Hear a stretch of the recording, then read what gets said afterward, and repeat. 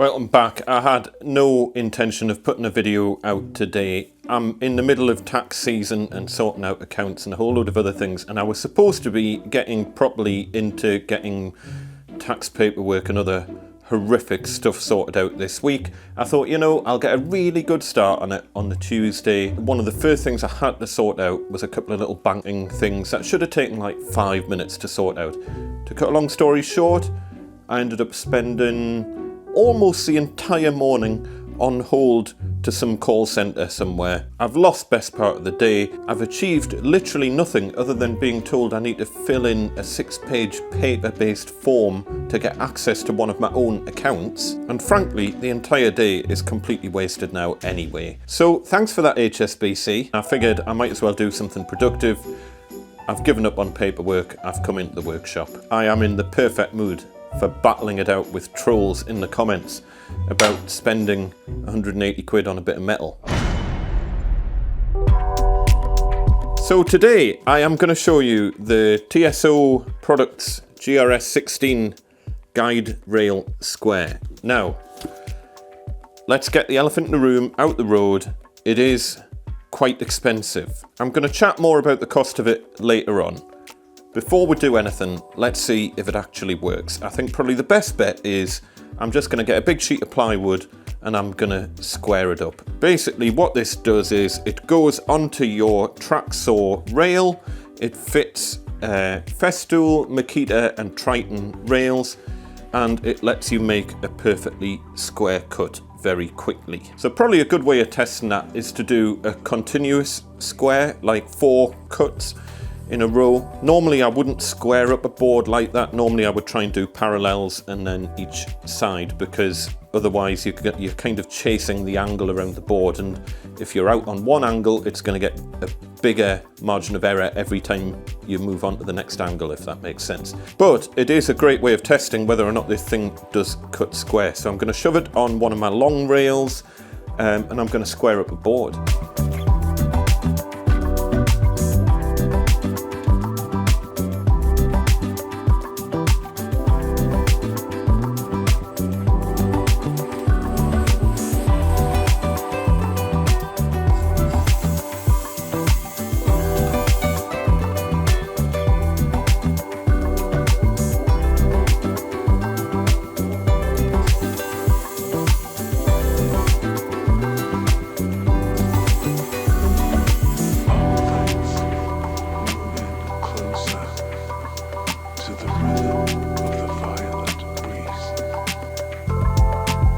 So I'll just show you this, 2 seconds, I'll get the camera in a second. But what I did was I checked that the initial starting side was flat for a start.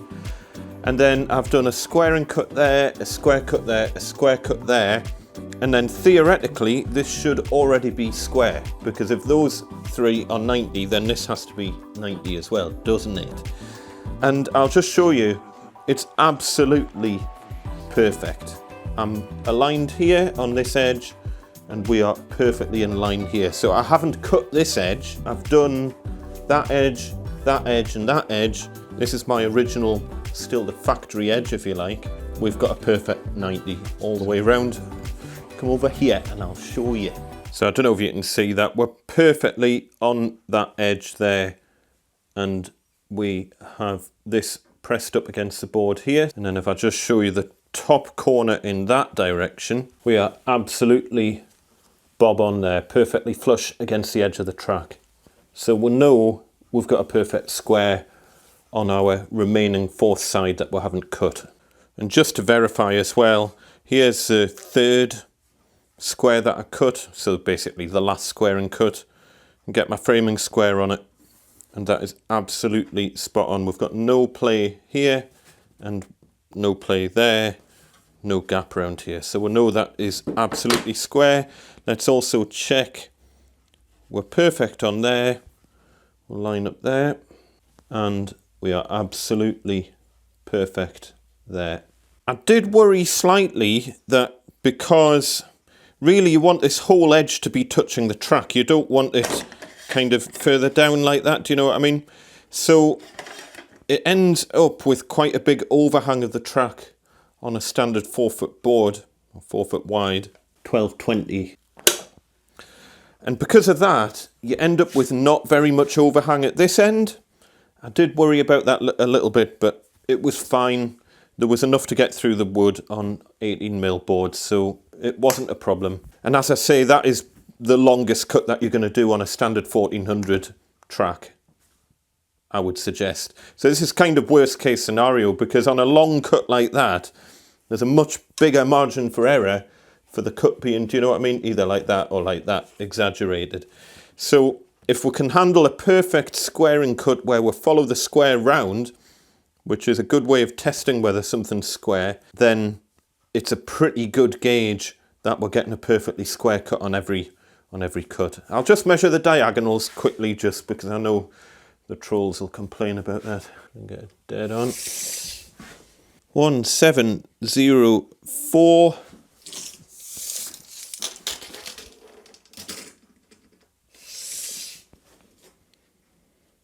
And absolutely spot on 1704 on that edge.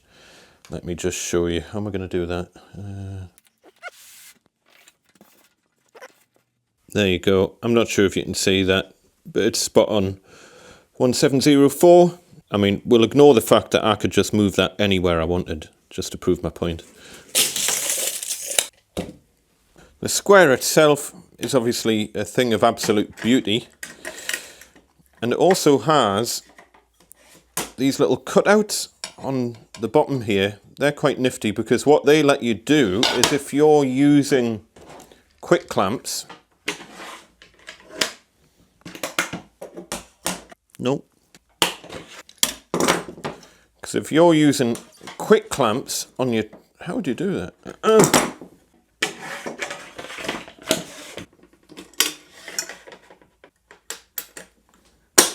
Then you can still do that absolutely fine, because we've got this little cutout underneath where the clamp neatly fits into. So the thought of everything, we've got a cutout on this side as well. Not entirely sure why. I'm sure that would become apparent when I'm using it. So we've established, yes, it absolutely does the job. It's incredibly quick to use. They advertise it as 5 seconds to get it fitted onto your tracksaw track. It's probably quicker than that, to be honest. You literally just slide that little bit into the underside of the rail and then clip that over and it's on. It comes with, well, it doesn't come with anything. I'll get onto that. But we've got 2 little threaded holes on the front here. And we've got 2 little threaded holes on the 45-degree edge, because I'm assuming you can do 45 cuts with it. One minor gripe, mine didn't seem to come with any instructions, and I know it's pretty straightforward, but it would be nice to know what all these extra holes and things on it are for. I do apologise if it did come with instructions and I've just lost them. You don't really need instructions to use it, but as I say, it would be nice just to know, but like, what are these unthreaded holes for? I'm not sure. But you can get this kind of L-shaped bit of aluminium that goes on and gives you an extension, a square extension.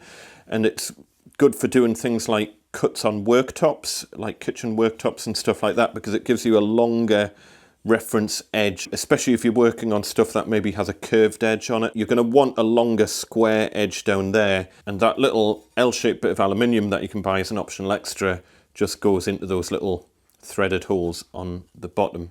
There's not a lot more to say about it. It's an absolute thing of beauty. You can tell from the second that you pick it up that it is precisely engineered. It's as accurate as you can make an accurate square cut using this kind of method on a track saw. The only other option really to get cuts as square as you're going to get it with this is to use an MFT, probably. It's got no sharp edges or anything like that. Everything is just beautifully finished. It's precision cut, CNC machined 6061 T6 grade aluminium. I don't know what that means, but I presume it's good. And if you want to get one, certainly in the UK or Europe, they're made in America, so I'm assuming in America they're a bit easier to get hold of. But in the UK and Europe Axminster tools. There's a link in the description below that'll take you straight to this product on Axminster. And I don't get anything for you buying it, by the way. Just for complete transparency, I was sent this for free, but I'm not being paid in any way to have a look at this. So that just leaves us with the small issue of the price. So in the UK at the moment, this is £180.67. In the States, it's about $160, which works out at about 125 quid. So I'm assuming the extra that you're paying is probably to cover shipping costs over to the UK and to give Axminster a bit of money so that they can actually sell the product. Now, the extra angle-shaped accessory that fits onto the edge is an extra £22, and it is literally an angled piece of aluminium. All I would say is I have no problem with the price of this, but you should be including that L-shaped bit of aluminium for free. I would also, for the price, like to maybe see 2 of these in a packet, just in case you happen to accidentally drop one and damage it or something like that.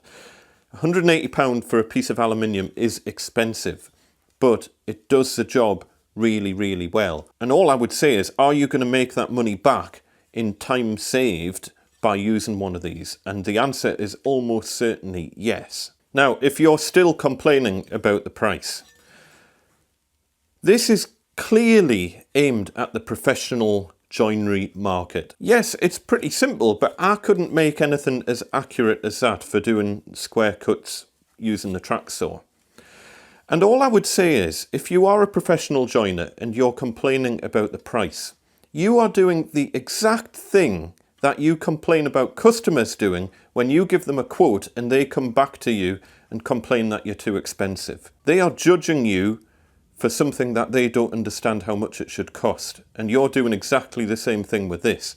I have no idea how much it costs to make one of these. I would expect all of the R&D and design and packaging and shipping. It doesn't really surprise me that it costs 180 quid, to be honest, and I think it's worth every penny. I was personally shocked at the price when I first read it, but when you think about it, you get what you pay for with this sort of stuff. I couldn't care less how many of these they sell. It doesn't benefit me in any way whatsoever. It's just, I'm happy to give an honest appraisal that this is a really, really nice piece of kit.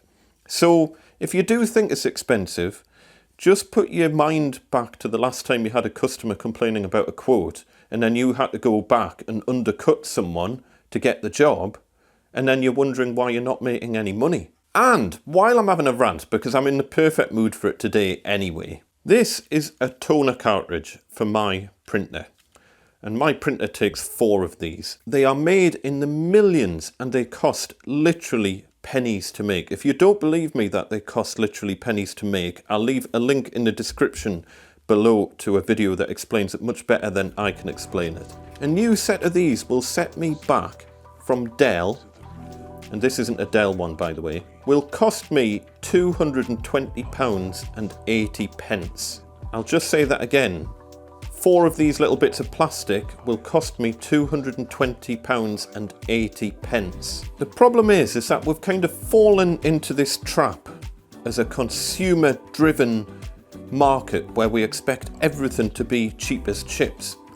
And you know, at some point, China's going to catch up with the fact that they could charge 4 or 5 times the amount for what they make if they just paid their staff a bit more money. But we're happy to reap the benefits of that as long as it suits us. But then when a company comes along and makes a professional product that isn't made in a sweatshop on the far side of the planet, and it's not made by the millions, then people complain about the price. And at some point you're absolutely going to complain about customers doing exactly the same thing that you're doing right now. So for me, buy one if you need one, and if you don't need one and it's not going to make your life any easier, then don't buy one. Sorry for the rant.